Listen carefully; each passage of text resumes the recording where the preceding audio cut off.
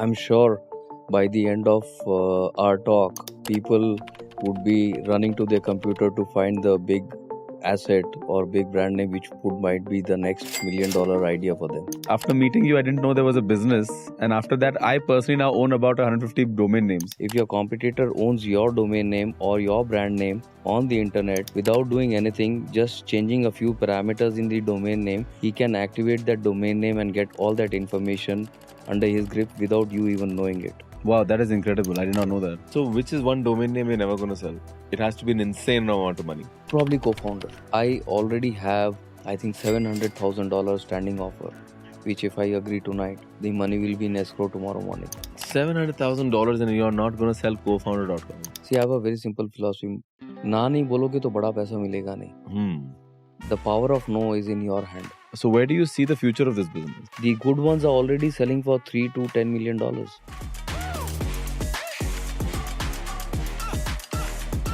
Welcome to another episode of the Money Talks, and this is going to be one riveting episode because we are in the Garden City and we have a man from the City of Joy who is doing something so incredible that most of you use what he does every single day, but have never thought about that it is actually a multi-billion-dollar business.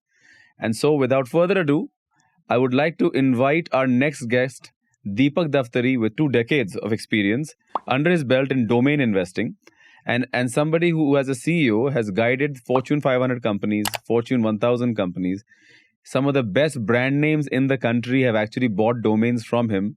And just in case you have a domain name in mind and you could not find it, guess who might actually be owning it? So Deepak bhai, thank you so much for taking time out this Saturday morning and joining us for another episode of the Money Talks. Thank you, Anirudh bhai. The pleasure is all mine, and I'm sure by the end of our talk, people would be running to their computer to find the big asset or big brand name which might be the next $1 million idea for them. Can I tell you a secret? Yes. We met, I think, about 7 years ago. Yes, 7 or 8 years ago. After meeting you, I didn't know there was a business. And after that, I personally now own about 150 domain names, as in under Artha itself. Yes.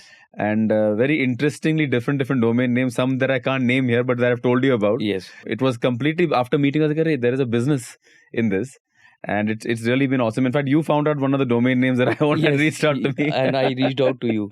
And during our discussion, there's something I'll tell you. Do remind me about that it's a domain name is just not only a domain name. Using a domain name, your competitor can not only access your financial information. Technically, what we understand as corporate espionage, which is a criminal activity. Without going into that, if your competitor owns your domain name or your brand name on the internet without doing anything, just changing a few parameters in the domain name, he can start accessing financial information of your entire organization.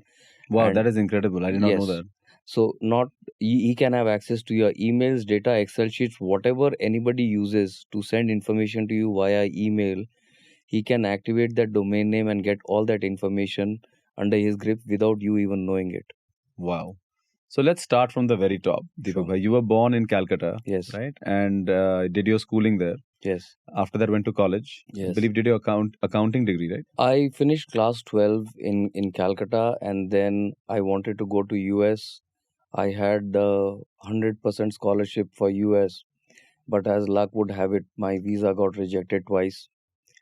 Then me being me, I've always believed in perseverance, but sometimes it doesn't work. I applied a third time via post because after 2 face-to-face interviews, you can't go third time.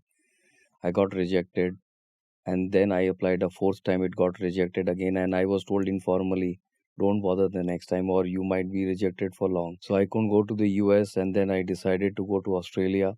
I had got admission in University of Western Australia for a 1-year course which was into data analysis and system architecture. I see. And I went there. That was in Perth, 1997. I was the only Indian in the uni. Acha. Because 1997. Yeah, 1997. Okay. People used to go to Sydney. People used to go to Melbourne. Nobody used to go to Perth, which was the agricultural belt. After I think 5 or 6 months into the course, I decided that this is not for me. And overnight I had a return ticket and I ran away. I landed at my house and my family didn't know what to say because they didn't know I was coming back. Acha. And then I went to, in India, you need a degree. So I went to college, did my BCom honors just for the heck of it. But I was always into computers, and then I did a 1 year e-business course with IBM, and I started And my you business. started your first business around the same time. Yes, because I couldn't get admitted to the MBA institutes. I won't name some of the top ones. I got rejected in the interview. And then I thought that what would a MBA teach me? Probably how to do business. If these 2 years I utilize, I always wanted to be on my 2 feet from day one. And then I decided that might as well give it a shot. Hmm. Do something, and if I don't like it, there's always You can life always in go back to MBA go school. go back to a MBA school. And that's when I decided to get into the line of business. And because I was so focused on the internet when I was in Australia, it opened my eyes to the big world of internet. Hmm.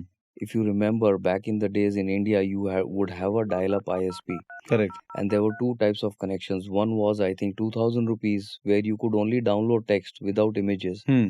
and the 15,000 account would get you access to the internet with images. Hmm.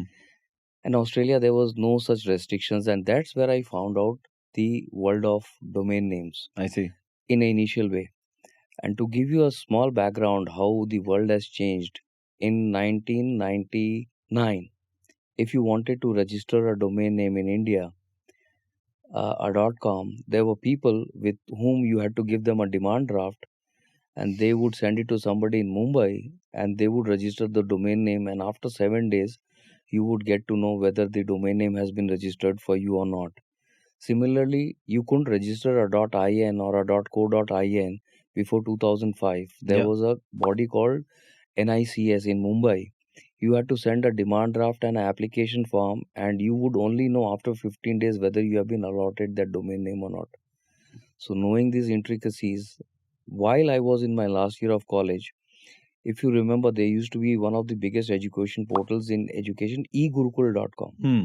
and they had raised quite a big chunk of money, and I wanted to do something in education. Right. And that's where I found out that Siksha, which is education, I wanted to do online, and I decided to start esiksha.com. And I had the bright idea that the way internet is advancing, if you remember, all the IIMs used to have physical exam, Correct. and all the medical exams used to be on pen and paper. And I had this idea, I don't know, somehow, that some point in time, very soon, they are going to go online. Hmm. Computers were getting cheaper, laptops were getting cheaper. Ideal laptop would cost 1.5 lakhs entry level. The first computer I bought cost me 70,000. You can assemble it today for as low as 3,000. I bought a CD writer for 14,000. Yeah, those times were crazy because everything was actually being imported, right? Nothing was Yes, made here. and you have to get it from Mumbai. That same CD writer sells today for, I think, 600 rupees. Yeah. Who uses a CD? Yes, it was a big thing that if your computer had a CD writer that time, Yeah. it was a top end machine. You had to buy a specific CD that could be written on. That was also a whole different deal, right? All different thing. And that's when I decided that with this adoption, at some point in time, education is going to go online.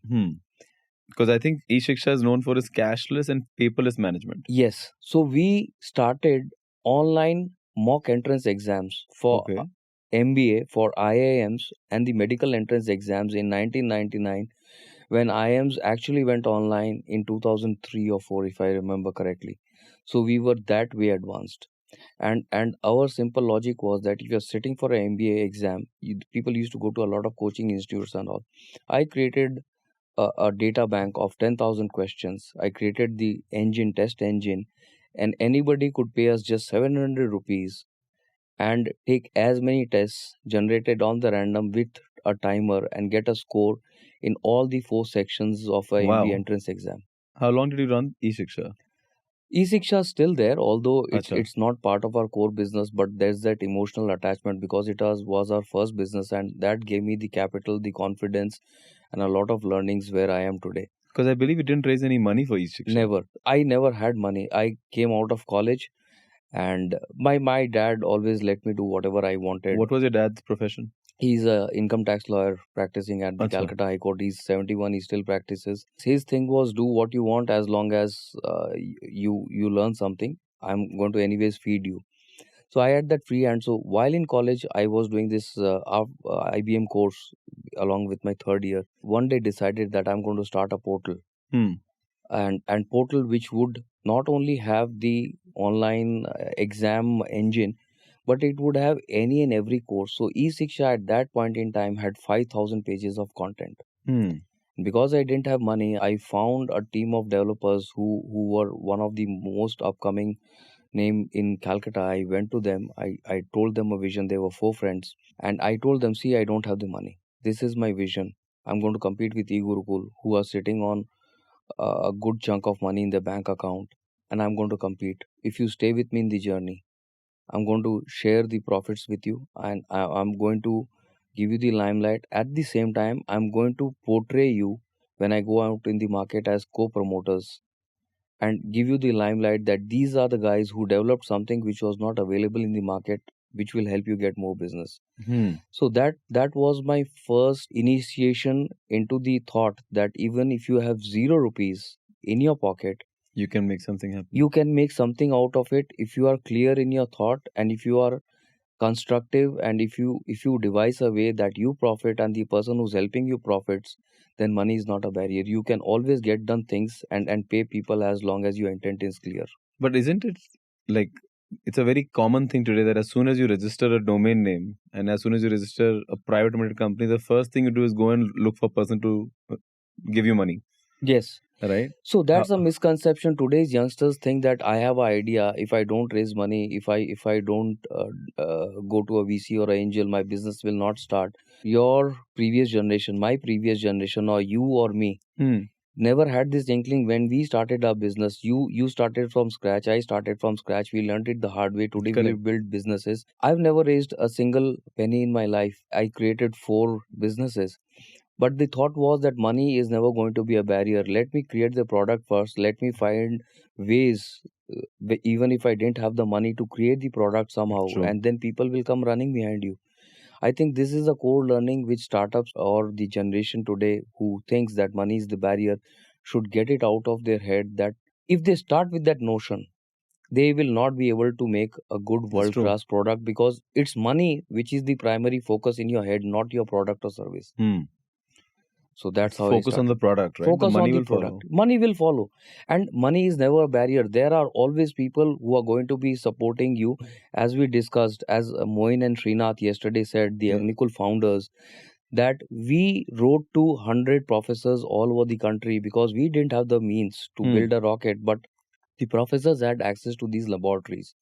True. We would find one of them and convince them, show them our vision, and maybe one will support. That's the exact thought a founder should have, that if I don't have money, let me find somebody who believes my vision and takes a leap of faith and Correct. supports me. He benefits, I benefit, and in the process, I create something which is world class. I mean, just because you don't have money doesn't mean you don't have resources, Exactly. right? There's always somebody, people have tons of money today.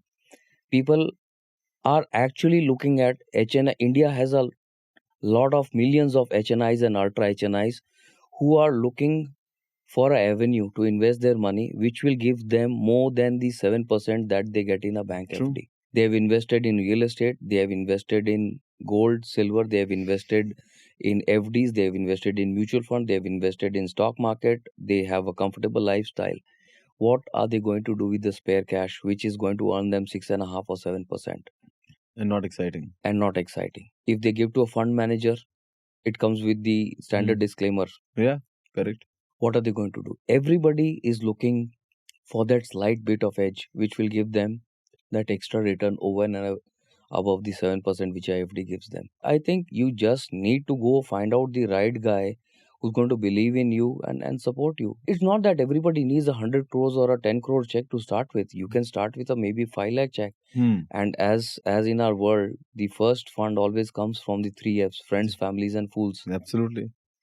And so eSiksha started out. What was the revenues like, and what? Just tell us about the scale it reached. So I was clueless. We built eSiksha. Today, if you build a similar kind of a portal, it'll take you at least 6 to 8 months. Hmm. We built it in less than 2.5 months. Wow. We started in June, and during that time, Bangalore used to have one of the biggest tech conferences, if you know, BangaloreIT.com. Hmm. And the date for that I clearly remember was 19th November 1999. Okay. And in June we decided we were going to do something. We used to work from morning till, I used to go to the developer's office morning 10 o'clock sharp. We used to work till morning 4 o'clock. 4 o'clock in the morning I used to go back home, sleep till 9, and 10 o'clock I used to be back in the developer's office to get them to do what could be done in 6 to 8 months in 2.5 months. Wow. And we created 5,000 pages of content, 10,000 question bank, all in a matter of 2.5 months. And the only money I took from my dad was 90,000 to buy a stall in BangaloreIT.com, and that's where we launched eSiksha in 1999 in Bangalore, Right in the city. right in the city. Wow. And then what was the initial traction like? The second day we got a guy who came in who was a entrepreneur in Bangalore, and he liked it, and he offered us 25 lakhs to buy out the portal then and there, and we declined. Acha. And then we started marketing in the sense without money. So money was always a barrier. We did organic marketing to learn. Today digital media strategies cost from a lakh of rupees to a few crores. I learned digital marketing on my own, and I started doing SEO. And for 15 years on Google, for the keyword competitive MBA exam papers, eSiksha was a number one without spending a single penny. Wow. Competitive MBA exam papers or MBA That was exam all papers. you and your SEO skills. Yeah. Wow. And you learned how are you teaching yourself all of these things? Google and books, and learn from people who were doing it in the Western world. Yeah, just what works, what not works today. What people call testing and rigorous testing, and all forms of testing. I never knew those terms. The only thing which I had with me was hard work. And so what was like the peak? Because eSiksha, I think now like you said, it's not a core business anymore. Yes. But what was there like a peak when you're like, listen, I can probably raise funding for this? So within a year, we had 1 million users. Million users. 1 million users. In 2000, you're talking about. In 1999, 2000, within a year, we had 1 million users, 10 lakh users, with zero marketing spend, zero sales and zero marketing. Not sales, sorry, zero marketing. Sales we were getting, students were buying. The typical MBA course during that time used to cost anything from 10,000 to 50,000. And here was a platform which was giving you unlimited test papers for 700 for a year. Wow. And incredible. That's where I got my first revenue stream, which was an accident. Is one of the largest online universities in London and US. They had off-site campuses in US and the primary headquarters in London. And London was opening up for Indian students. And the only way they wanted to target, because eSiksha was primarily 99.99% for the student community. Right. They contacted us out of the blue, and they said, for every 15 days of advertising, we'll give you £1,000. So they advertised on you? On eSiksha. And then next step, they said, if you send out mailers for us, we'll give you another £1,000.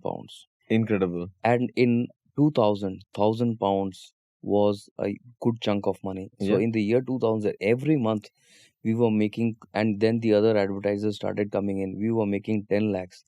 And I was barely, I think, 19 or 20. And that sum of money was a life-changing amount. 10 lakhs used to be a huge amount back in Absolutely. 2000. Wow, 10 lakhs today would be like over a crore. Yes. And so you became profitable, I'm guessing. Yes, we were profitable from day one because we had nothing to lose. We started with zero. You can't go negative. And then what about, and your partners that you had, the developers you had brought on board? So whenever the revenues started flowing in, the first thing I did was that I gave them the money which was for the development. And then I, out of my free will, although we never worked with the agreement. So month after month, till the time they were with me, I gave them a certain percentage of whatever money I was generating, because they stood by me when I had zero money. So I think that taught me my second lesson, that if people have treated you well, be fair to people. Paper contracts are not everything. Yeah. If you do good comes back to you. And till the point that they were with me without any contract, I kept on giving them a certain percentage of revenues that were generated every month. And so why didn't you raise money for eSiksha? I didn't know that such a market existed. Acha. So maybe it could be that because I was getting that flow of money, and then by the time we realized that we can actually raise money and make it big, the dot-com bust happened, Acha. 2003. Got it. And slowly by slowly, the UK and the Indian universities, the London universities, they started coming to India for these education fairs and all. That's when the advertising started drying up because the bigger players were coming in the market. It became a constraint, and then after a point in time, e-Shiksha became static, Got it. and that's when we thought that maybe it's time to start another business, Acha. and that's when the next chapter started. Oh, very interesting. So, and I think the next chapter was in Recruitments. recruitments. Yeah. So that's also a very funny story, and you know, as I always say to the startups, that if you're trying to forecast everything, life is not that way. Keep on doing things. Networking, I think that's the Correct. best tool you can do. So I became a associate member with TIE. Hmm. TIE had just launched its Calcutta chapter. Kanwal Rekhi was in town, Hmm. and all the other guys was there, and there used to be ISP in Calcutta called Cal Tiger. Okay. It was the first free ISP. They used to run an advertising band on top and give you free internet access. Okay. And I went and met Joe Silva for funding, and he said, I can't give you that, but I can Funding for e-Shiksha. for e-Shiksha. Okay. But this organization is coming, TIE, and it's an organization for entrepreneurs, by the entrepreneurs. Maybe you should come take a look. There was a pre-launch party in Calcutta, the park, and I went there and I liked it. And the formal launch happened, and I became an associate member. TIE at that point in time, the membership base, the charter members who basically run the organization, was the who's who of Calcutta tech Hmm. world. The first president was the MD of ITC Infotech, Mr. Sanjay Verma. Oh wow. And anybody and everybody connected to IT was a member of TIE, and I was meeting them regularly. I had access to them, and I used to treat Sanjay Verma as my mentor, and he used to give me time during his lunch time to talk to me because his calendar was booked Correct. for the next 3 months, and he used to call me ITC house. What got me thinking was I had all these contacts. Hmm. And these are the who's of the industry. People can't get access to them. I had so much of access to them, and they had faith on me. How can I encash this? Correct. And that's when the idea germinated that probably all of these need guys. Hmm. And let me see if I can recruit somebody for them. So my value proposition to them was that next time I started meeting them after I had this idea was that you give me one opening. You Hmm. don't have to sign a contract with me. You give me one opening which your existing vendors haven't been able to fulfill. If I am able to fulfill that position and close their position, then you work with me. Okay. And that one, But why recruiting? I mean, you were in a whole different space before that. because IT was coming up. Calcutta, Bangalore, IT recruitments were on a boom. I had a lot of friends. ABC consultants, Shiv Agarwal Hmm. was a charter member at Calcutta, and the kind of revenues they were making, they were making pots and pots of money, and I wanted a part of that pie. And because I had access to so many CEOs and the decision makers, that was a low hanging apple for me. And so you did that for 8 years. I think. did that for 8 years, and I always took the plea that the toughest recruitment which you haven't been able to fill, I'll fill it for you and I'll not charge you. Probably that would prove my integrity and my intent to you. And then if you want, at the peak of my recruitment business, I was recruiting for Yahoo India, for NDS, which got acquired by Cisco for 5 billion, for Nokia, for InnoMind Ventures, for some of the biggest names Bangalore has. And I positioned myself, I was headhunting, basically not even recruiting, I was headhunting CTOs, the service head, delivery heads, directors. Hmm. And my typical billing during that time for filling up positions, I used to get paid anything from 3 lakhs to 5 lakhs a position. 3 lakhs to 5 lakhs a position. I used to get 18%. The market going rate was 8.33, and I used to get 18%, and the typical salaries would be anything from 70 lakhs to a crore at that level. Incredible. I didn't even know about this whole recruitment business. Yes. Nowadays, it's not even 4% or 5%. People undercut. Yeah. People don't understand that if you provide value, if you solve the pain point of a customer, the customer will be more than happy To pay you. to pay you. For example, Nokia had their own development center before they shelved it off in Hyderabad, and they used to do some cutting edge technology work out of Hyderabad. Hmm. The entire top management, the tech team, was recruited by me for Nokia India. And then after that, for 8 years doing this, Yes. and I have a question about that. That could be a founder lesson. You then decided to shut it down. What happened? I shut it down for a very simple reason. Probably we are on camera. There, as a company grows big, as more and more people join, people at the high level or certain startup have certain expectations that okay, this guy is making so much of money. What is in it for me? Then there's favoritism, nepotism. Then they have their own favored vendors, and there are things which you might have to accept or might have to do, which might not be to your liking. Got it. And because so much boom was happening, there were things which, if I would have agreed, would go against my principle. So Right. once those things started happening, I was very clear that I will draw the line somewhere. If I will not do, if the business shuts down, might shut down, but I'll not do that thing. And I think it's very important for anybody to adhere to a few principles that if certain things don't work with your belief system, it Don't might do it. hurt you in the short term, but longer in the longer run of Mhm. things, you'll be much more happy. So that's when I decided to shut down my recruitment business, and by that time, parallelly, my domaining journey had started. So before we move on to the domaining journey, I just wanted to ask you a question that these days I feel that founders, and because you've been in the recruitment side, find it very difficult to negotiate salary packages with employees Yes, or team members they want to join because they may not have enough money to true. hire them, right? So but because they don't know how to negotiate, Yes, they end up either giving more to them than those they could or should rather, or they're not getting maximum utility out of the people. yes, Because you could have probably got somebody who's willing to do more than one role, yes, but you're only pigeonholing them because you're unable to talk new team members. Have you encountered a situation where you had to convince a new team member yes, to join a company at a lower package yes, than what they were currently getting? yes. How did you do that? See, for a founder, what they have going on with them is their passion and their vision for the company. I've seen people who primarily work for money, the employee side of things. And these are the kind of people who will come in your company, they start their work. By evening, they'll have a new CV prepared and started floating. Correct. I have known people who came from Calcutta with a package of 2.5 or 3 lakhs, what they were earning in Calcutta. And in a matter of 2 or 3 years, by jumping from one startup to another startup, they were as high as 2 to 2.5 crores. Wow.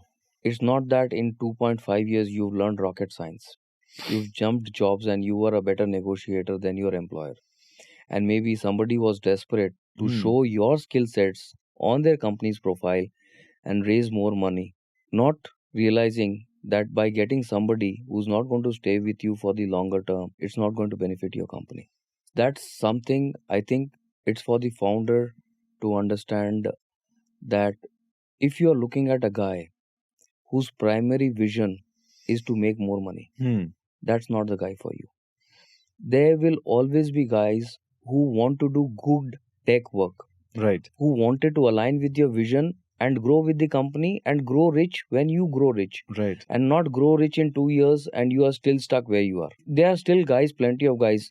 So without naming companies, the one of the first investments we did when we exited, they were in the cybersecurity space and they had a very senior position, a mission critical position which was opening up, and they couldn't find a guy in Bangalore because every guy they hired for that got poached by one of the bigger names. We found him a guy who was doing exact same work in an obscure company in Calcutta, wanted to do research and had zero passion for the money part of it. तो ऐसे लोग होते हैं. होते हैं. अच्छा. You just have to dig deeper, look harder. Maybe instead of a month, it'll take you 2 months, 2.5 months. Spread it in your network, but you will find the guy, the research guy. I'll tell you, Anirudh, in my journey of recruitment, there's a guy I would like to name on your podcast. There was a company, Infinity was the first smart building in Calcutta. There was a company called eForce. I used to recruit for them. They were one of the fastest growing companies in Eastern India, US based headquartered company, doing phenomenal work. They wanted a system administrator to manage Acha. their servers. And I found a guy called Rajiv Popat, Okay. 18-year-old guy. I think he dropped out after class 12. He had multiple degrees in Cisco certification, every kind of certification. I called him to my office for interview. The guy wouldn't look up in my eyes. He kept staring down. But technically, he was so Adept. sound. Hmm. He went to E-Force. He got hired. He got hired as a junior server administrator. In less than 3 years, he was the CTO of the company. 3 years. Less than 3 years, he was the CTO of the But company. you hired for attitude and not the skill. Not the guy had so much of knowledge, zero air, and he had the hunger to learn. Hmm. He, in 3 years, a 21-year-old guy was managing multi-million-dollar projects. So let's ask a question here, right? Like imagine you're recruiting right now, back to your days, and what are 3 questions a founder should ask, maybe in an interview or on a intake form, that would let them know whether this person is in there for the long haul or not? The first question I typically asked when I interviewed any guy was, what's the reason? If you've stayed with the company for 3 years, it's still fine, acceptable. If you've jumped ship before 3 years, why? Hmm. So the answer would be, then maybe my manager, work was not exciting, this, that. So then my next question would be that if the work was not exciting, didn't you do your homework Hmm. Very true. before you joined that? Very true. And if the company's vision hasn't changed from the day you joined, the day you thought to leave, then something was wrong when you evaluated them. Hmm. So if you took a wrong decision then, are you not taking a wrong decision now? Tomorrow you may find this company also to be a wrong fit. Hmm. So what's keeping you? What's keeping you grounded? Why are you leaving that? That was one question. Second question used to be that, why this company? Why why not one of the biggies where you can probably make 2x the amount? So if the answer is logical enough, if it is not, if it is a goal answer that no, I align with the vision, I like what the company is doing, then I would pin them down that okay, you align. Have you gone through the website? If you've gone through the website, you are singing songs for the new employer. Tell me the mission or the vision statement of the company. Wow. That's where you would trap them, because a guy who would have done the homework would have run through the website, would have run through the team, Would know what to say. and would know the vision or the mission statement of the company. If they fumble, you're not the right guy because you are lying from day one. Hmm. Small Okay. things. Third thing, that if you join, if you don't give you ESOPs, Hmm. if everything goes wrong with the company, what are you going to do? And what's the answer? If again they give me a roundabout answer, if they give me honest answer, it's fine. It shows me you are honest. If they tell me I have a family to feed, I would definitely look for a job. That's a very honest answer. If they say no, I'll stick back, I will do this, I will do that, I will, or it's sugarcoating the words. That's the guy who's a no-no for you, Hmm. because that one bad guy will make 10 good guys leave your Remember. organization. Hmm. People don't leave companies for any other reason primarily than bad managers. Bad managers. That's so true. People don't leave. That's quote worthy actually. Yes. People don't leave companies because of the culture. They leave because of bad managers. Yes. Yes. Very, very interesting. And so then started the journey with domain investing. Yes. So you've now completed a journey where you've gone to Australia, you've come back, you've done your BCom honors, you did your first business in East Shiksha, you started a recruiting business, and then you got into domain investing. So this is an interesting story. I was already doing recruitments. I did recruitments till I think 2010. Hmm. In 2005, pre-2005, you couldn't register a .in or a .co.in. Hmm. If you send in an application, a demand draft, there was no guarantee that you will get that You get domain it. name. And there was no way for you to know whether it's available to register or not. In January, Government of India announced, January of 2005, okay. they announced that on 14th February, incidentally Valentine's Day, 14th February 2005, they would make it free for anybody to register any domain name on the go. 2005 mein. It was 2000. free. Anybody could register as long as you pay the fees Okay. without any bureaucratic hassle. Previously, it was a lot of paperwork. You sign an application, you give an application, you give a demand draft, it goes to Mumbai, then you register. Acha, the entire After the, Hmm. it was more like getting a permit. They said on 14th February 2005, just as you could go online and register a .com, you could register a .in or a .co.in, zero restrictions. You are an Indian, you are a American, you are Whoever you are. whoever you are, you can register. And I don't know what got into me. Again, from my days in Australia, I thought that every business is going to need a name. India is opening up. Domain names, this was something you can say more like a premonition, if I am to use the strong word. I had an inkling that this is going to be the next big thing. So the simple rules were, the government said that you can make a pre-application. Okay. At that point in time, at the time of the opening up, the rule was you can put an application. It would cost you $60 for 2-year registration. Okay. First come, first serve. And you could put applications at multiple registrars Okay. who would block your card but not charge. And you will be only charged if you are allotted the domain names. That was the loophole. Okay. So I knew there are certain players who today are billionaires in India. They are from Mumbai. They were the 800-pound gorilla. And I knew I had zero chances of securing some of the topmost Biggest, yeah. .in names. The low-hanging fruit which nobody was looking at was the .co.in extension. I made a list of 100 names. I didn't have a credit card by that time.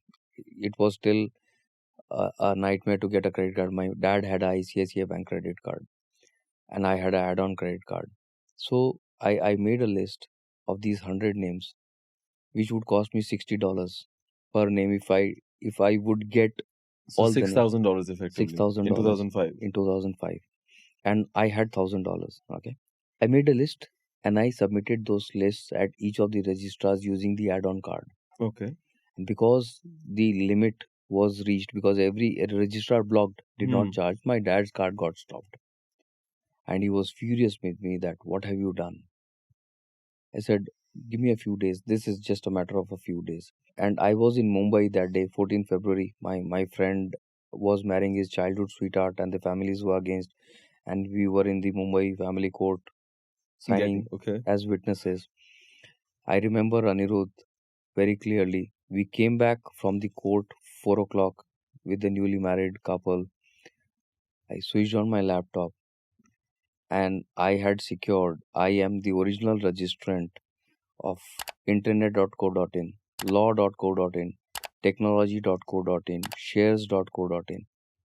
I was the first registrant in the country for all these domain names. Really? Wow. And did you have any, like, were you just testing out something? You had any idea about what? I had zero clue. Acha. I still own, from the original registrant rate, I still own names like match.co.in, degrees.co.in. I still own some of the market domain names. You almost make it sound like I have this family heirloom, you know? Yes. Maa ke kangan types. Yes. And the best part was that because India was opening up, I had spent close to $1,000 and I had no clue how am I going to give that money to them. Because I never took business out of one business and Correct. put it in the other business. I started reading up on the internet. That's when I found out that the domaining, there's something called a domaining industry, Okay. which at that point in time was already $1 billion A industry. $1 billion industry. And Wow. there in were domaining. in domaining. I mean, we don't even think twice about it. Just go to, GoDaddy.com and Yes. buy something. And by that time, there were players in 2005 who were worth $100 million In this. in this. Wow. They were the OGs in .com.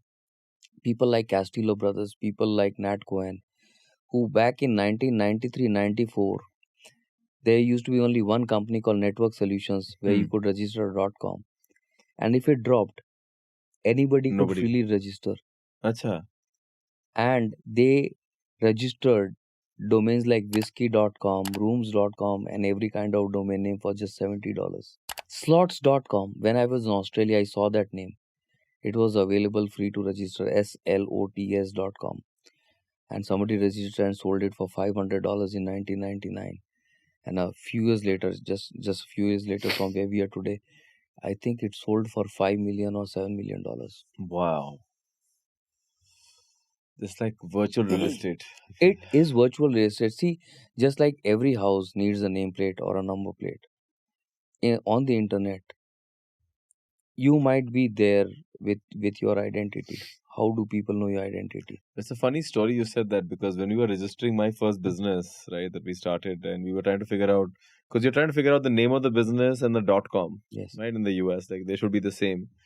And what something very interesting happened, that there's a company much larger than us that had the same exact name as us, right? But the point was, around the time when we were registering, or there was only one day, luck would happen, there was only one day where they had forgotten to register the domain or renew the domain, and at the same time had also forgotten that their company name was also out of some compliance or something like that in the US. And so when we registered it, we actually got a domain name and a company name of a company that technically was 1,000 times bigger than the biggest site that we were at. Yes. Then they sent us a, an email and a message that not cease and desist, but like, we made a mistake, we effed up, Mm. right? Can you please allow us to use our name at least, because we can't even use our, Yes. I think they were a Inc. and we were a LLC, something like that. And it tells you how crazy it can become, right? Because wasn't there one time where Yahoo and all these ones also forgot, Yes. and they were all sold for $1 or something Yes. like that? Yes. It happened. I think 2 years or 3 years back. It was down for a day. They forgot somebody for the credit card expired. Correct. The credit card on file expired, and then they realized it, and then they had to salvage the situation. Wow. So today, how many domain names do you own altogether? So the domain name business is very simple. Either you own quality or you own quantity. There are people I know of who own 5 million names Okay. in their portfolio. 5 million names, 50 lakhs. I'm still stuck at 1,000. But I always wanted to operate in the niche. So I have a lot of one words. I own domain names like cofounder.com, majesty.com, mischief.com, bettingclub.com, competencies.com. And so, how do you like what makes you buy these domains? How do you buy them? How do you know how to buy them? So people think this is the biggest misconception people have. People think a domain name is just a $10 asset. It's actually a science. A domain name is not a domain name only. When you buy a domain name, I have a list of 70 parameters which I go through. Till today, from 2005 till today, every day more than 50,000 domains drop. Okay. And I go through that What do you mean list. by drop? Drop means people let them expire and Okay. they are available for re-registration. Every day till today, I go through 50,000 expired domain names in less than 3 hours manually. Every single day. Every single day. 365 days. Oh. To look for that one nugget which I can buy for a couple of $100 and sell for a... And where do you find these domains? Like this drop domains? So the drop list, there are sites which now auction. It back in the days it was a first come first serve. Domain dropped, anybody who was first in line could register, but now there are auction houses who get these inventories. So GoDaddy has their own. GoDaddy doesn't let their names go to a third party auction house. Acha. GoDaddy has GoDaddy auctions where anybody who did not renew their domain name at GoDaddy, it goes to the GoDaddy auction house. Then there is a 3-day closed group auction or a open auction depending on the type of the name, and whoever is the highest bidder They take it. wins the name. Wow. But there are independent auction houses like Snapnames, Dropcatch. Dropcatch is the 800-pound gorilla now, who were nowhere in the picture a couple of years back. How did they become so big? Like, They what is the had that. case? They had that vision that we are going to be the market leader in less than, I think, 6 or 7 years. Two brothers, Andrew Reberry and Jeff Reberry, they have made a portfolio from 0 domain names to 5 million domain names, Wow. and they own. But can you just buy, like, how in the US you have those shows where you can buy like a bunch of storage, like a storage unit that somebody forgot to pay rent on? So you can bid and buy the entire Yes. storage unit. So that's Actually, the storage is what you are correct, talking about. yeah. So it's technically that and technically not that. For example, you have a domain name at Network Solutions. Network Solutions was the Bhishma Pitama of the industry where all the good names were. So let's say somebody who registered a domain name in 1995, 96 is either gone away, passed away, the family doesn't know, with credit card expired, the domain drops. So there are two cycles. One is a pre-release that in within a registrar before it actually drops. It's a bit technical, but I'll try to explain in simple terms. So there are stages. Once it expires, you have a 30-day window to renew it. If you don't do that, there's another 30-day window, and then there's a 5-day deletion cycle. For a typical domain name, it becomes the day it expired to it becomes available again. The About technical term 65 days. 75 days. 75 days. Okay. It's known as drop. It drops. That means the registry deletes it from its database, and anybody can re-register that. So during that first 30-day period, if you don't renew, most of the registrars like GoDaddy or Network Solutions take that inventory and give it to a third party auction house like a Snapnames or a Dropcatch. Whoever catches that name, there's a bidding, Okay. and then the name technically doesn't drop, means it retains its age. So let's say if it was registered in We'll 1993, stay that. it will stay, the original registration date will stay as 1993, Okay. and the new owner gets the benefit of the old age of the domain name. But then there are certain registrars who don't go for this, and the names go through these 60-70 days, and the last 5 days is known as pending delete, and then it drops. So now there are specialized services who stand at the gate of the VeriSign registry, who will send their request first and register the name in a billionth of a second. Wow. Every registry, This just sounds exciting. every registrar, you can buy a registrar, it'll cost you probably 200,000. Dropcatch has 500 registrars. Each registrar getting a registry connection will cost you 200,000. They have 500 connections. So it's like NSE So, or but is BSE. it interesting? Just like, why can't just people just go and look for names and just buy them? Can they do that? Because all the good names were taken back by the 1990 and 97. You can still, people still register names brandables. That's I call brandable. You create a brand out of thin air. For example, if my name is Deepak, if you maybe if you do some abbreviation which sounds like, for example, I'll give you a name just sold last week.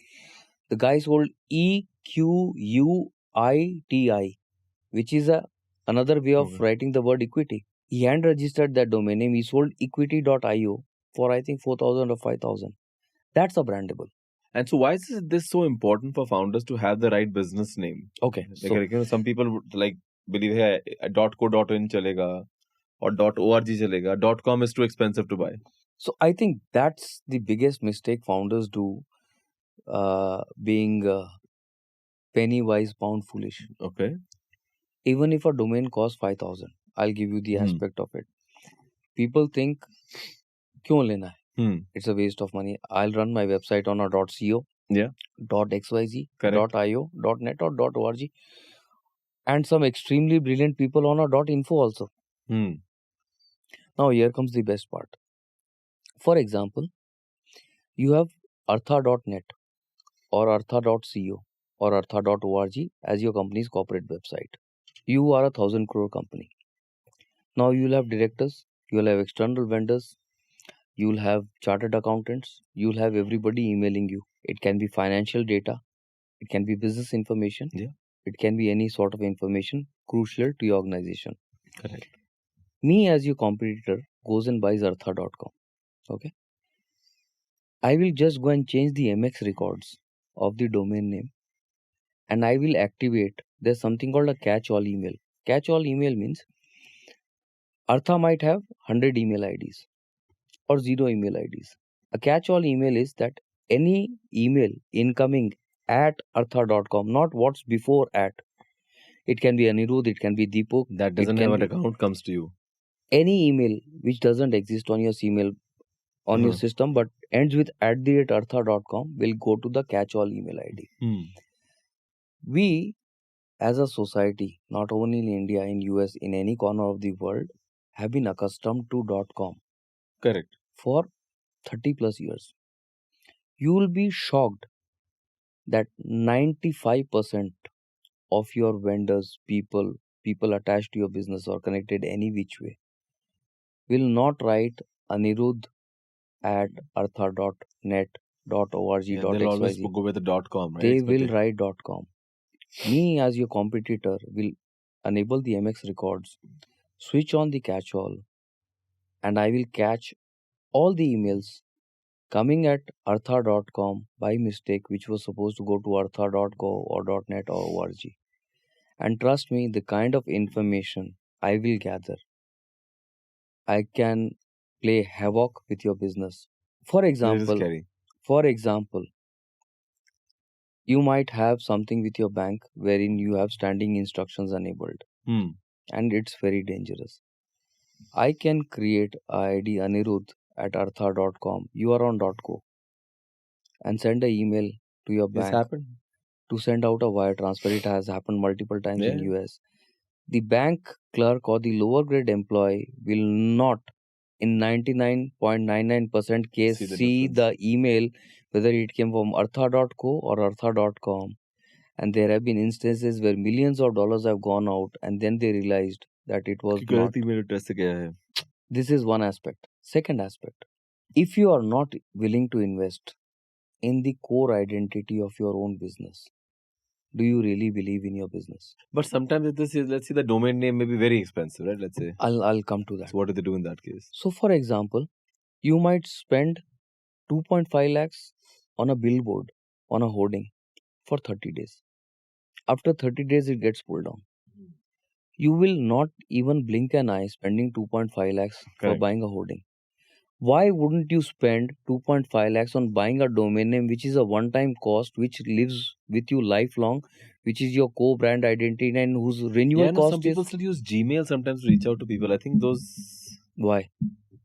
I mean, today you can at least buy even whatever the name of business you have, maybe your own name. True. .com, right? It should be available in most cases. Yes. So, the answer to your question is, what can a founder do? In today's day, also, if you use your mind, let's say somebody has your brand name and asking for $50,000. Hmm. You don't have the money. Correct. Every domainier or brand owner looks at regular cash flows. Nothing stops you from going to that person and telling, I'll give you a $5,000 cash down. I'll utilize the service of our agency like escrow.com. Okay. I'll give you every month $1,000 or $1,500 as a lease to own. Hmm. I'll clear your payments in 3 years. In the interim, you're I done. can use the domain name. You own the ownership. And the day I make my final payment, the domain gets transferred to me. But what is the assurance that the person has to transfer that?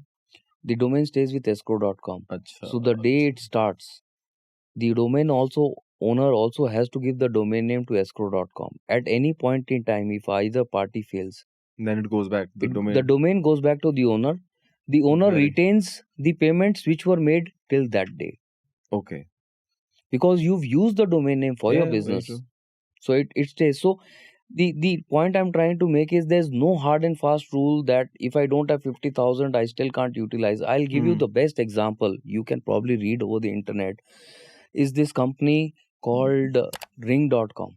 RING. RING. The founder did not have the money. I think the asking price for that domain name was $250,000. The guy who owned it, and the ring.com guy had probably $168,000 in his bank account, or $170,000, and he's put it on record that I went to the owner. I told him that I have $170,000. I'll retain 2,000. I'll give you $168,000 today, and the balance in 1 year. A founder giving 99% of his bank account Choose this. to buy a domain name, and he's gone on record and said, the day we rebranded to ring.com, overnight our sales went 25x. The perception in the mind of our investors, people started running behind me to give me money. People, the There's a VCs conviction couldn't, you have on the name. conviction on the name Hmm. spoke. And he said, I stopped spending any money because whoever heard the name ring.com did not need a reminder. He was making automated video calling bells. Yeah. And ring.com was a name if somebody heard wouldn't forget. And he started getting the power of type-in traffic. And ultimately, in a few years, he sold that company to Amazon for $1 billion. And he said, had it not for the domain name, I wouldn't have been where I was. That is the power Of a domain of name. a domain name, which can. I'll give you a small example of an Indian context. I wouldn't name the Indian software giant listed on the stock exchange, and I'll make it a bit vague, among the top 10 software exporters, a multi-billion-dollar company, was on a domain name which was 15 letters. I'm sure I've given enough Yeah. clues for people to decipher. Was on a 15-letter.com. And let's say if you come across a typical Indian name, Manoj Kumar Yadav. So the email would be manoj.kumar.yadav at another 15letters.com. Yeah, that's like a. Try explaining that to somebody of your overseas customer on a Zoom call. Try spelling it out over the Best is phone. when they ask you on the phone, right? What's the email address? Yes. Manoj.kumar.yadav. We used to have arthagroup-of-companies.com. Yes. Right? It was like, फिर वो, yeah, it was So then the conglomerate came to me, and actually see the power of networking. You know why I tell all the founders. I was talking in some seminar conference which was about domain names. There was this guy who used to host the corporate website of the software biggie. okay. He referred my name to these biggies, and then the typical thing of a Indian corporate giant, अरे domain name से क्या होगा, अरे इतना तो नहीं देंगे. So I stopped talking, and then the juniors called, and I told them one simple thing: I will only talk to the decision maker, to the Who head will of decide at the end? who will decide, who used to sit in New Jersey. And then they told the head of digital to call me from Bangalore, and I still repeated the same thing. And then one day, finally, they got fed up. They did their research. They called me and they said, we want this domain name. So I told them what's the background. They said, in 1.5 years, we haven't been able to find out the guy who owns this domain name. And we want it desperately. It's the last week of December. And we have 15,000 corporate email IDs, which we renew on 15th of January. So if you do a rebranding after 15 January, To pay. we have to repay the cost for another 15,000 emails. We have only, I think they gave me 20 days, and they were desperate. And this giant was known in the market for not paying anybody before 90 days. And I told them that I work with some of the largest names. You do your homework, and I want 100% of the money in advance, and they won't do it. Finally, then they got really desperate. They actually signed a 60-page contract. Going through the contract with them took me more time than acquiring the domain name. And I signed, and they said, this is where startups need to learn. They said, we are giving you a life changing amount. What's the guarantee that you will not run away? And I said, you have the who's who of the country on your phone number list. I am not even worth a grain of sand in front of you. You've taken all kind of details. I'm trying to open a business relationship with you, which can work wonders for both sides. Why will I? Everybody is willing to listen if you talk the language they understand. And they understood, and they paid me. And trust me, I got them the domain name in less than 7 days. I tracked the guy because in my industry I network so much. The domain was owned by a guy in China in some obscure part who was not even a domainier. The biggest broker in China was a very known friend of mine, a contact of mine. I went to him and I said, I have this deal. I'll share the pie with you. I've been totally transparent. This is what I make. I give you 50%, you get 50%, but I acquire a client for lifetime. He went out, found this guy, acquired the domain name in 3 days, gave it to me. I didn't even pay him. He fronted the money. And then I was getting on a flight from Miami. I was in Miami for a friend's marriage. And I was scared to inform the Indian giant, thinking that what will they think, whether I'm a legit guy or not, that what they couldn't do in so long, I got in 5 days. So when I was getting on a flight, I called them and I said, the domain is there in my account. Uh, who is going to be the person who's going to take the delivery of the domain name? That guy left his house, the head of sales and marketing of the giant.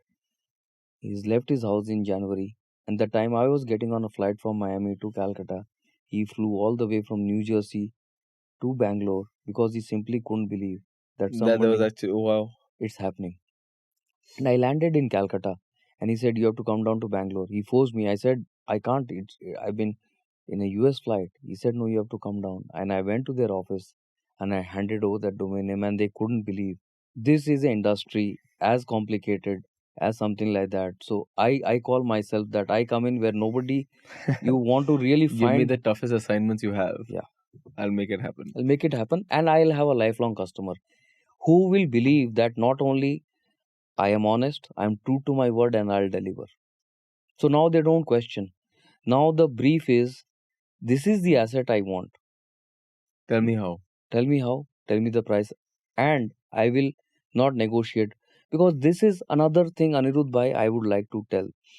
How you become innovative and win a client for life. So I tell them typically a client that what's your budget? If it's a logical client, they'll have a logical budget. Correct. So I charge them anything from 15 to 20% based on the assignment.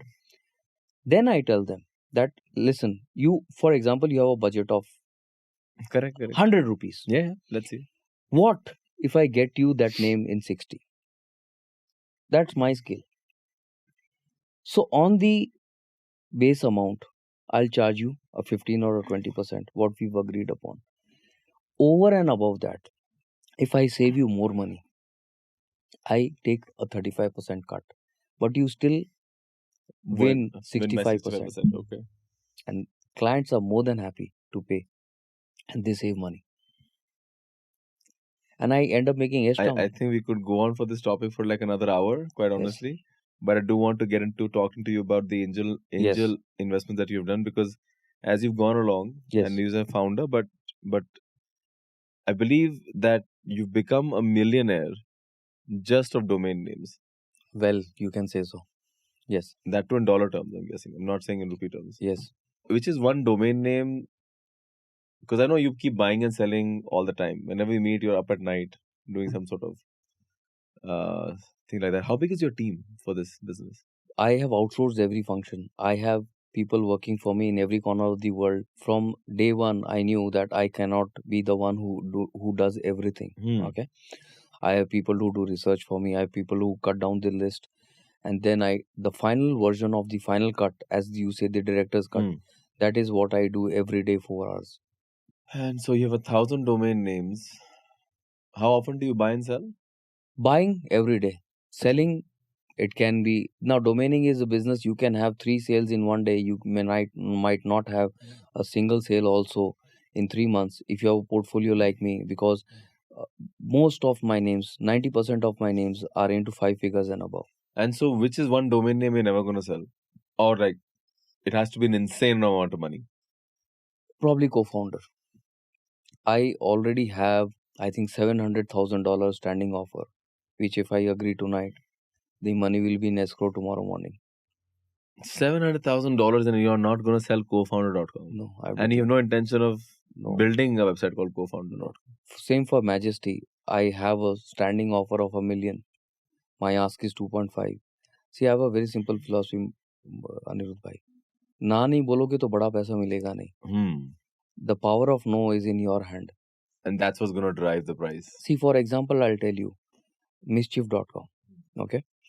Now, let me ask you a question.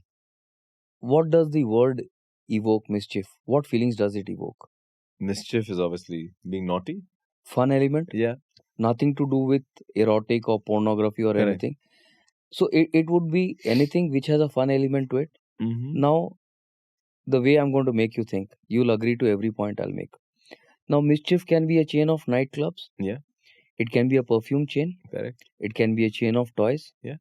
It can be a chain of, it can be a dating site. Correct. It can be branded as a clothing line.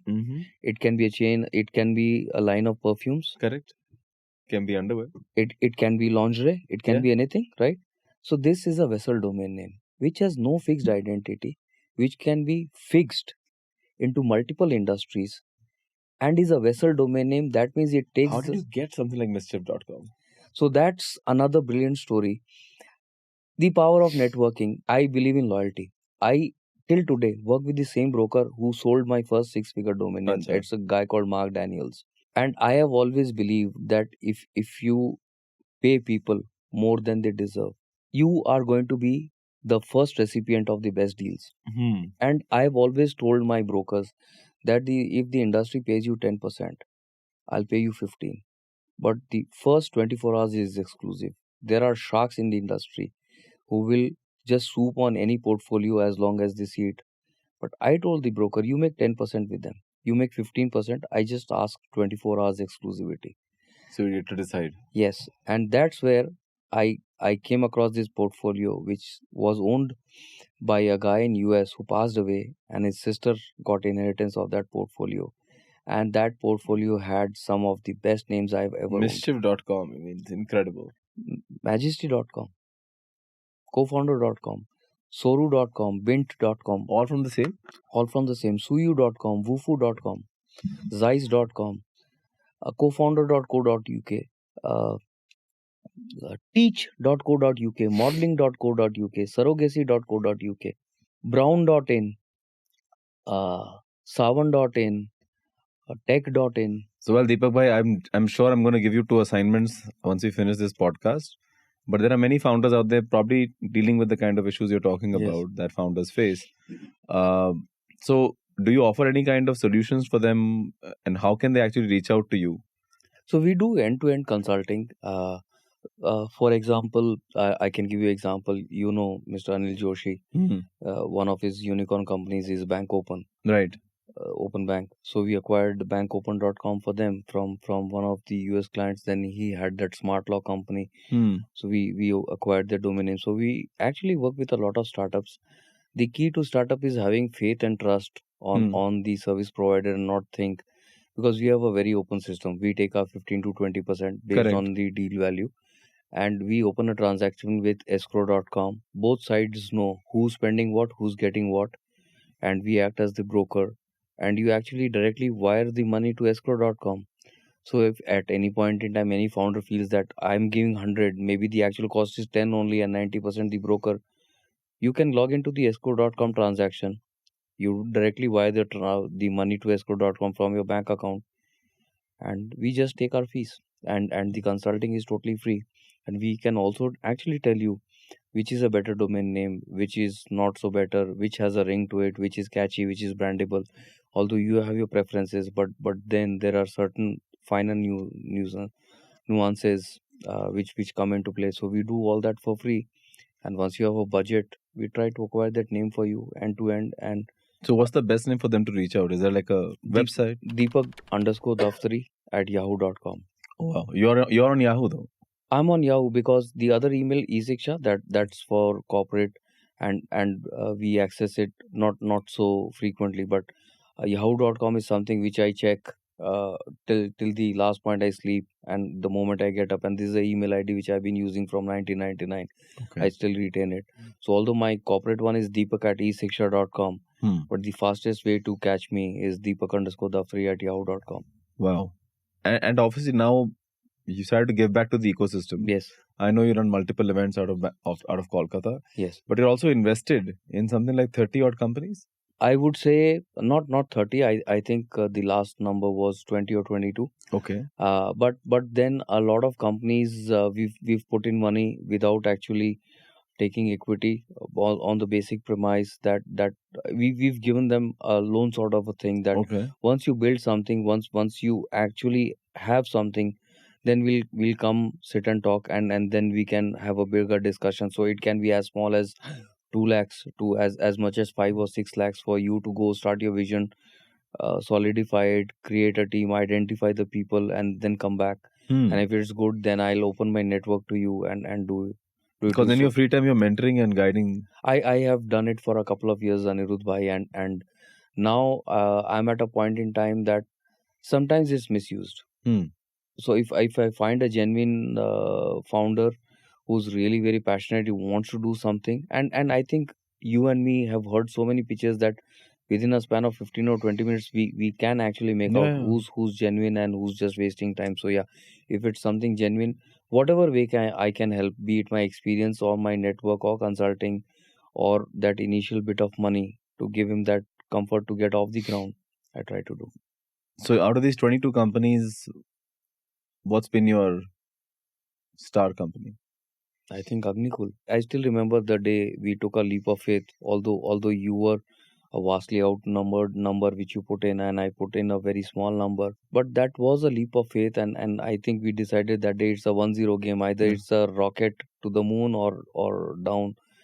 and that's been the philosophy. But otherwise, if I'm to say, the first company I put in money, Shield Square, Hmm. that gave me, I think, the first exit I got was from Shield Square, which gave me a 7x in a matter of, I think, 3.5 years. What was the name again? Sorry. Shield Square. Shield Square. What does it do? Shield Square was a cybersecurity company which only had one cybersecurity solution. They were into something called DDoS attack, DDoS attacks. So they were into prevention and mitigation of that. That somebody is trying to do a DDoS attack, their Right. algorithm would sense it and the source and identify where the attack was coming from and send so much of garbage traffic to the source who was trying to attack and shut them down.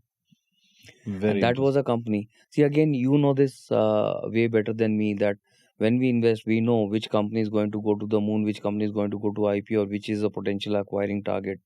So they had only one security solution. So then, is there a thesis you're running after, or is it like a number of companies you want to invest in a year, or is it just more like opportunistic? It's more like opportunity. It's again like the domain game, that maybe I'll not buy anything for 6 months, and maybe I'll buy 6 domains in a day, Right. as long as it fits my investment criteria. It's a I almost feel like maybe the investor journey really is on the domain side for yes, us. Right. yes, it is, because domains have taught me so much of value investing, and it's taught me the best lesson is the money is not on the sell side, the money is on the buy side. As long as you buy right, you will end up making money. So if you see, I probably do 2 or 3 investments only in a year, but then I have taken this leaf out of your book, is that I will double down. And as the company is growing, I will keep on investing in their growth, and I'll keep on doubling my next bet in the subsequent rounds. That's what I do. And at any point in time, if I have a doubt, I think you are the first person I call and pick your brains. You're too kind, Deepak bhai. For exactly what I did in the Ideal Insurance case, the last investment we did, I think a month back, one of the fastest growing offline insurance companies out of Calcutta-based. Calcutta based. And I called you, and you said that they are a phenomenal company and it ticks all the boxes. I took your advice, and I think in less than half an hour they had my commitment that okay, I'm giving you the money. Yeah, and I mean, and again, he's building something very incredible. Probably not a very sexy business in the terms of technology, and maybe it's not all that Yes. InsurTech, but it's a solid business, right? Yeah, and I think you and I will both agree that the online companies like Policy Bazaar and all, at some point in time will feel the need for a offline model to cement the other end which is missing, and that's where these kind of players will be a ready-made acquiring target for them. Very true. Very true. And so, where do you see yourself now? You've got 1,000 domains. You're obviously a multimillionaire just on virtual assets that you currently Yes. own. Do you see this business? You said it's becoming more competitive. Yes. Right. Yes. So, where do you see the future of this business? I think one words are going to get all the more valuable. Probably in 2 years' time, you're not going to find a good keyword oneword.com for anything less than $500,000 or $1 million. Really? The good ones are already selling for $3 to $10 million. Wow. Dharmesh Shah, the owner of HubSpot, bought chat.com for 10.5 million. He paid a 7-figure sum for a marquee name like agent.ai. Home.com just sold, I think last year, Home.com sold for $30 million. Wow. Crypto.com sold for $30 million. Voice.com was owned by MicroStrategy, a listed company, and they sold it for, I think, $30 million. Wow. And people are making so much of money, or rather made so much of money in NFT and crypto, and they themselves don't believe that the money they make out of that, they're investing in domain names, because virtual real estate is not going anywhere. I'll give you an example, you'll relate to that. When Facebook came, people said people will have Facebook pages and they'll replace websites. And people stopped buying names. And then when Facebook started arbitrarily shutting down these pages, their business evaporated overnight. And then they realized that had we had invested in a good domain name and The taken traffic would be ours. traffic would be ours. That's the power of type in traffic. If you want whiskey, a good quality whiskey, the first name which will come to your mind is a name called whiskey.com, which was again owned by the Castillo brothers. They held it for 20 years, and finally a couple of years back they sold it for 3.2 million. I think I'm going to take my inventory and show it to you. Let's see. That's the power. See the power of type in traffic. Somebody coming to your domain name looking for the exact service or product is already a 60% potential client because he typed your name looking for that product or service. Correct. Somebody coming from Google is an accidental arrival on your page. Somebody arriving directly. That's the power of type-in traffic. And you also, and before we go into rapid fire, right? But you also said that it's important also to buy the other domain extensions. Yes. Right? Because you've had cases where false websites have been set up, and it's very important for companies that are scaling today. I'll give you a very pertinent example. I'll not name them, but they are one of the biggest brands in the food industry. The darlings of the food industry. The founders are known to almost the entire community. And I had suggested to them that you should register almost all the extensions because I gave you the case of the alternates, and they just didn't believe in what I was telling. See, companies like Google, companies like Amazon spend millions of domain names. They register to the extent Google sucks, Amazon might suck, Amazon not sucks. They register anything and everything in the negative space also, because in US free speech is an accepted form of criticism. If somebody has a website on googlesucks.com and makes a criticism blog, there is no law in the US or a UDRP which can take the domain name away from them, even if they have the word Amazon, because it falls under the First Amendment and right to free speech because you are criticizing. Wasn't it true that whitehouse.com used to be a porn website? Yes, because White House used to run on whitehouse.gov and whitehouse.com was a porn site. Yeah. Yes. Imagine that happening in something like India. Right? It has happened. I can tell you examples of some of the biggest political parties who went through a crisis because they didn't have their domain name and the competitor had it, and the competitor had good fun at their expense. So and so why is it important again, like, to think through all these names and buy them? So this food company did not register the other extensions, for example franchisees or something, and they don't give franchisees. And some of the scammers, what they did is they took the name of the food company, added the word franchisee, so like deepakfranchisees.com. Okay, and they created a false website exactly with the colors and logos of the original brand, as if to show a picture that the food company, which was very hot in the market and people wanted the franchisees, is actually giving out franchisees, whereas the owners had no clue. And they started Google the website ads for that website, and they started accepting money from people from anything from 5 lakhs to 20 lakhs to 30 lakhs. Incredible. Wow. To give potential franchisees. And then once the money came into the bank account, they vanished. And the company later came to know that the fraud was to the extent of a couple of crores. And if only they would have secured the domain name. How much would have cost them? Probably a couple of $100 at the most. That's it. And the cases are still going in Calcutta High Court, Delhi High Court. The cyber cell of the police investigation department got attached. And they had to prove that they had no part in the domain name or the website which was created with the intent to defraud people. 100 couple. So I mean, it makes sense to actually look at a bunch of. Yes. So Deepak bhai, it's been an amazing conversation so far, and I think I really think I could continue for another couple of hours just about this amazing world of domains. But it's time for rapid fire. Yes. So the rules are very simple. This is the part of the conversation I have not given you any indication about what we're going to talk about. Okay. About 10 questions, maybe 12. Whatever first comes to mind, you're supposed to answer it. Okay. Okay. A sentence or a word? Sentence, word is fine. Okay. Right. So, are you ready? Yes. Okay. We're going. First question. What is the last book you read that profoundly impacted you? I am forgetting the Big Bet or the Flash Crash, the book's name.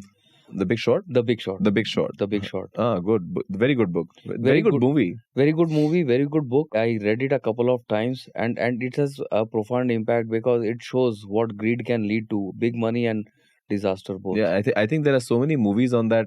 Yes. And I was in the US 2008, 9, 10, and I started my entrepreneurial journey because of this whole crisis. So I can tell you it was something that you'll never see. It's like almost like COVID. Yes. Right? People were not eating out. It was a very different arena altogether. Almost like COVID, it was a ghost town for a long time, and then suddenly things started moving again. Second question, work-life balance. Is it possible for entrepreneurs? Myth or reality? It's a reality. If your family is not happy, if you don't keep your family happy, you cannot be happy. Your family is your lifeline, your support system at the back end. So there's nothing that you can't take out a couple of hours for your family, and whatever you're doing it to have a successful future.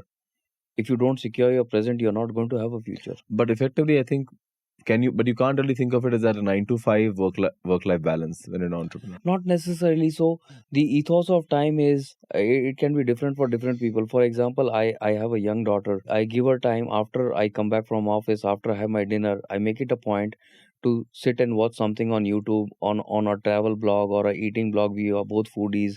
We spend, as soon as I come from office, she sits with me, spends 15 minutes. Then after dinner, we spend half an hour. With Acha. my son, he studies till late in the night. So after everybody's gone off to sleep, we chat for half an hour or an hour. So it's the balance you have to keep based on the time schedule you have, and there's nothing in this world which cannot stop for half an hour.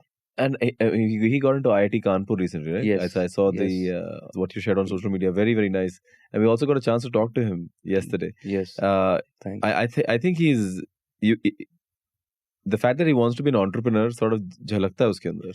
Yes, because see, Anirudh bhai, my dad never pressured me, and I want my son to have the same.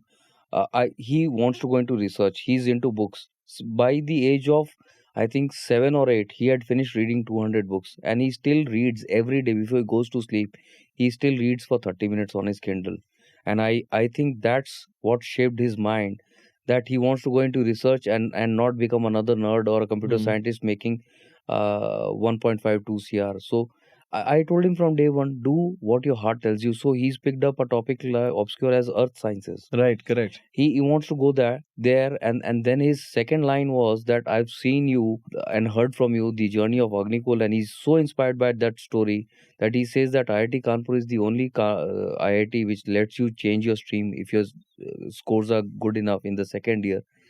So his aim is that if I can, then I'm going to go into aeronautical. Really, wow. And maybe we could talk to Srinath about it then. He can, maybe he can intern with them. He can definitely intern with them. Yeah, so that's how our lives shape the lives of our children.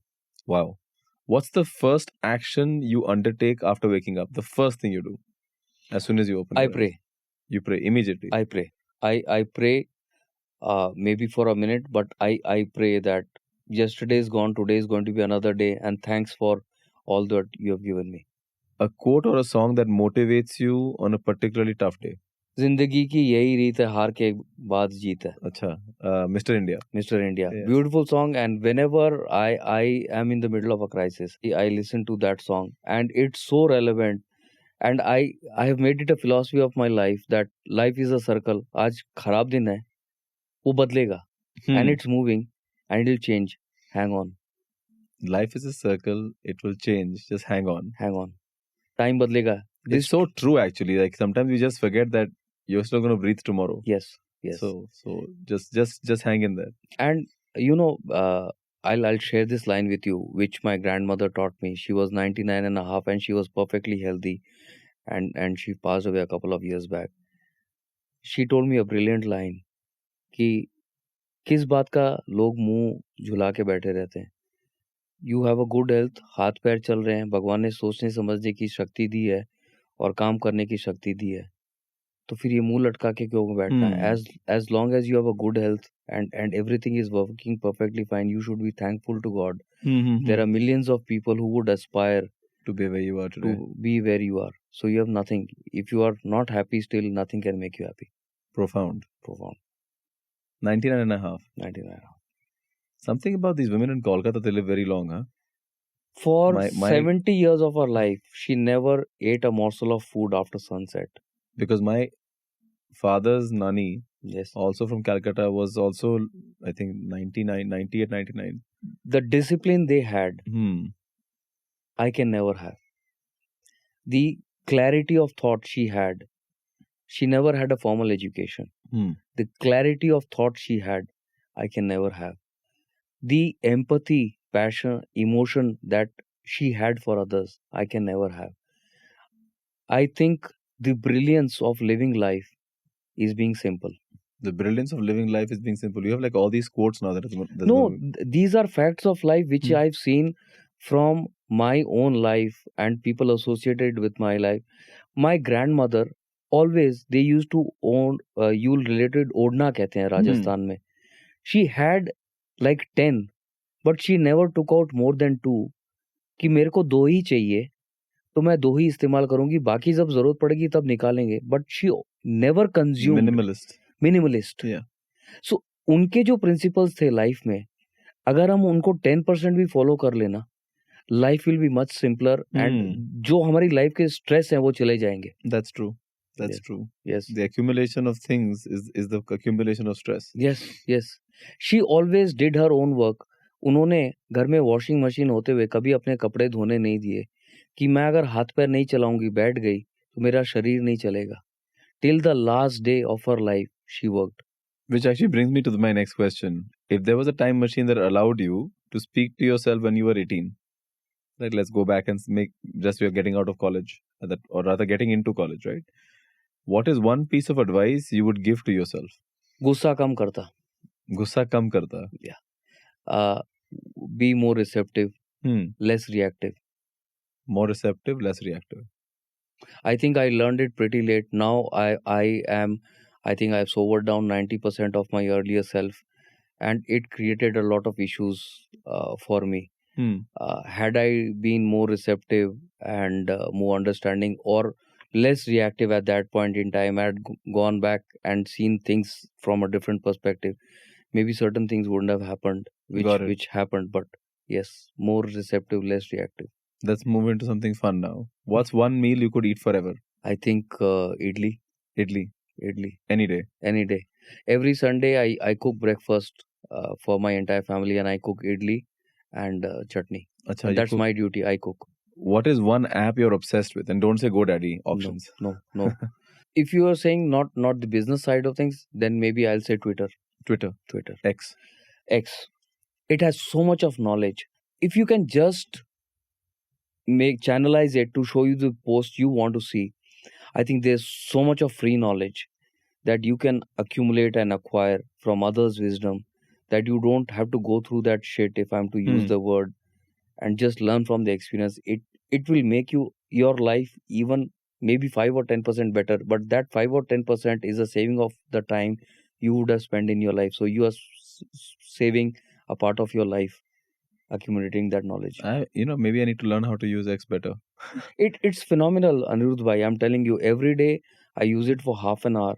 What people are buying, people are selling, the actual tips In the domain space. you're in the saying? domain Acha, okay. space, in the investment space, in the stock market.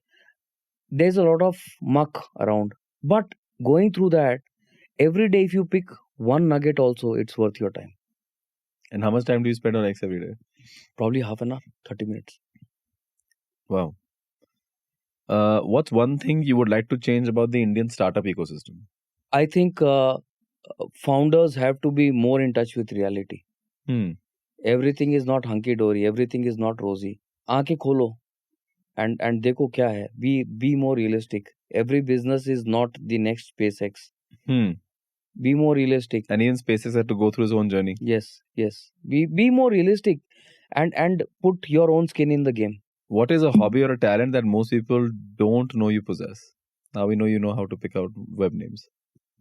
I listen to a lot of old music from. Do you sing as well? No, but I listen to music from 70s and 80s, and that is my solace. Favorite singer? I would say Mukesh. And that calms me down in the worst of situations, whatever I am doing, however. And actually, you'll find it funny. When I need the most concentration, I listen to this music on a minimum volume, and that just calms me down. And what I couldn't do in 2 hours, maybe I'll finish it in 20 minutes. Wow. And last question. Which Indian startup do you wish you had invested in and why? Wow Momo. Wow Momos. Wow Momos. I had offered them 50 lakhs when they were at a 5 crore valuation, and after 24 hours he declined. And had he taken it, that 50 lakhs today would be worth 240 crores. Wow. And the reason? They were that time at 12 stores. Today they are at 650 stores. No, what the reason why they didn't take the money? Sagar said, no, I want to be at a certain scale, size, and I'll raise big money. So he raised his first round at 100 crore valuation, and he went to Delhi to raise 5 crores, and he was forced to raise 10 crores because there was so much of over demand. No, I in fact remember that I think Sanjeev Bikhchandani said, right, Yes. that the only reason, although he was not a big fan of the QSR space, the only reason he did invest in them was because Sagar said that I don't need money to, for anything else but to grow. Yes. I don't need money for operations. The operations are taken care of, and therefore the valuation of. And you know the best part? Sagar was a volunteer in one of the Tycons, and Sanjeev and Padmaja was there. And we were in the speakers lounge, and Sagar was a volunteer there. And it was me and Vasant Subramanian, one of the past president of Kolkata, who introduced Sagar to Padmaja and Sanjeev. And Sagar being Sagar, then he took him through his journey, and the rest is history. Wow, amazing. Well, Deepak, it's been a fantastic conversation. I've really, really enjoyed. In fact, you really are. You've said this before, that stay curious, stay informed, Yes. and always be prepared to adapt to the ever-changing landscape of business and technology. Because success comes from continuous learning and embracing innovation with an open mind. Remember, the journey is as important as the destination. So enjoy the process and keep pushing forward. This is a quote that I took from you. Yes. And you really embodied that in our Yes. conversation today. मेरे पास अनिरुद्ध भाई कुछ नहीं था. I started from zero. तो मेरी aspirations भी नहीं थी. Till today, I just buy 4 shirts. And I use those. And once they are gone, I buy the next 4. So I still believe in the philosophy that practice what you preach. Minimalism, which I learned from my grandmother. And then rest. Do good. And rest, everything will fall into place. And with that amazing insight, really thankful that you could make this with us. Really enjoyed every single second of this conversation. And I think I would be not surprised that if a bunch of founders are reaching out to you saying कि मेरे domain name लाके दो ये वाला. I think they should, because I've seen people's businesses get transformed with the right domain name. There's something called a radio test. If you have to explain or read out the spelling of a domain name to somebody, don't buy that domain name. Somebody hears it on the radio or somebody hears it on the phone and knows the spelling of the domain name is the right domain name. That's called a radio test. आपको समझाना भी नहीं है, आपको spelling भी नहीं बतानी है. आपने कहा, सामने वाले ने सुना, समझ में आ गया. That is the best brand. You will not spend 0 rupees in telling your client to recall. वो याद रखेगा. Wow. If I tell somebody Radio test. mischief.com, ना तो मुझे स्पेलिंग बतानी है, ना मुझे नेक्स्ट टाइम रिपीट करनी है. Next time he sees me, he might not remember my name. He'll say mischief.com guy. That's the power of a domain name. The business will represent you. You will not represent the business. Wow. That's so true. Yes. Wow. Like I said, we could have gone on for another couple of hours. I think I should have booked this studio a little longer. But thank you so much, Deepak. And I really, really enjoyed the conversation once again. Thank you. And to reach out to you, like you said, is Deepak_Daftari. So it's DEEPAK_DAFTARI @yahoo.com. Yes. Wonderful. And by the way, also on X, because you're very active there. So yes. What's your X handle? I forgot. I think it's Deepak Daftari 8. I'll put that in the comments below. Yes. And thank you so much once again. And great speaking to you, Deepak. Thank you, Anirudh. Thank you for having me over the show. Thank you so much. Thanks.